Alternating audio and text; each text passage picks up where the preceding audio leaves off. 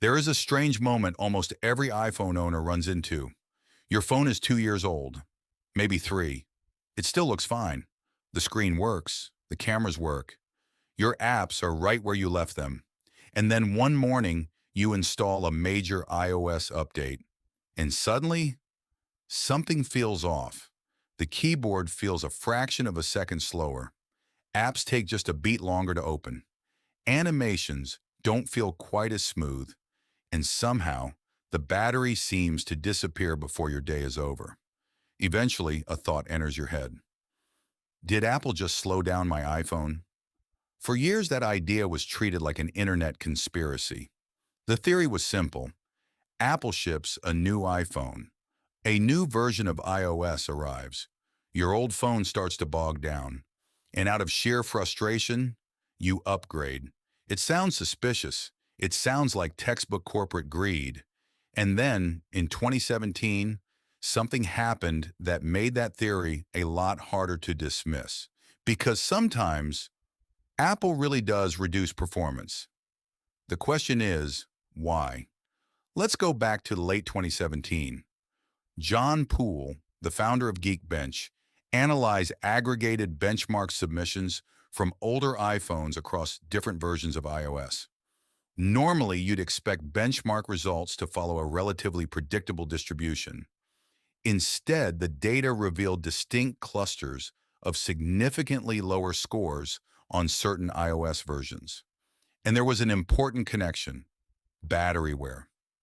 Poole's analysis showed that iPhones with aging batteries could exhibit significantly different performance behavior. And when users replaced degraded batteries, some of those performance scores climbed back toward normal levels. The findings helped ignite the controversy known as Batterygate. Apple eventually confirmed the critical part. iOS was actively managing peak processor performance on certain devices with degraded batteries. That part is documented fact. But Apple wasn't simply throttling phones because they were old. The system was designed to prevent an even worse problem: unexpected shutdowns.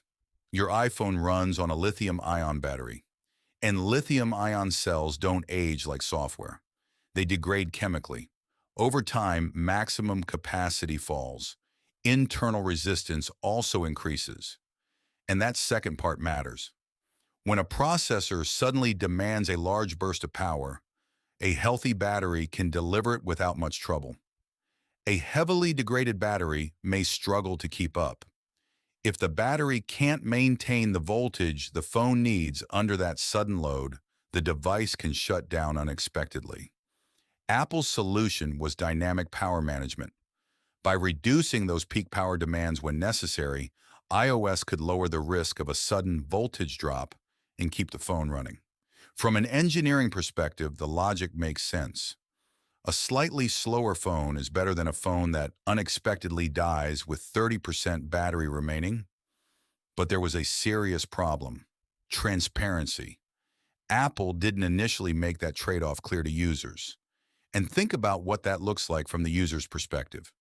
When your phone suddenly feels slower, you don't think, maybe my battery's internal resistance has increased. You think, my phone is dying. And that communication gap is where the planned obsolescence debate exploded. But what if your battery health is completely fine? Why can an older iPhone still feel slower after several years? The explanation here is far less conspiratorial. The software ecosystem grew heavier around it. Web pages use more JavaScript and higher resolution assets. Apps consume more memory. Camera systems perform increasingly complex computational processing, and operating systems handle more background tasks than they did years ago. An older chip may remain compatible with the latest version of iOS, but compatibility doesn't mean identical performance. The same operating system can run on 2 generations of hardware while feeling completely different. And then there's RAM. This is one of the most overlooked reasons an old phone can feel slow. Modern apps simply demand more memory. When a device has limited RAM, iOS has less room to keep multiple apps active at once. So when you switch away from an app, the system may have to remove it from memory. Then you come back, and it has to reload. That reload delay is often what users interpret as a sluggish processor. Then there's what we might call the post-update tax. After a major iOS update, your phone can spend time doing a lot of work behind the scenes. Indexing data, processing photos, updating databases, optimizing applications, rebuilding caches. Depending on the device and the update, those background processes can temporarily increase processor activity, heat, and battery consumption. So if your iPhone feels terrible immediately after an update, don't assume the slowdown is permanent. Sometimes your phone is just busy. Give it some time. But there's another factor, and this one has nothing to do with Apple. Your brain. Speed is relative. If you've used a 60 hertz display for years, 60 hertz feels normal. You adapt to it. Then you spend some time with a modern 120 hertz display. Suddenly, everything feels smoother. Scrolling feels faster. Animations feel more fluid. Touch interactions feel more immediate. Then you pick up your old phone again. And suddenly, it feels slow. But here's the interesting part. The old phone didn't necessarily become slower overnight. Your expectations change. The same thing happens with app launches, cameras, animations, and even typing. Once you've experienced something faster, your old baseline can start feeling unacceptable. And meanwhile, developers keep moving forward. New AP is, new graphics, new features, more complex websites, more demanding applications. The hardware in your hand stays the same, but the digital world around it keeps getting heavier. So, is Apple deliberately slowing down your old devices? The honest answer isn't a simple yes or no. There is documented evidence that Apple uses performance management on certain devices with degraded batteries. That's real.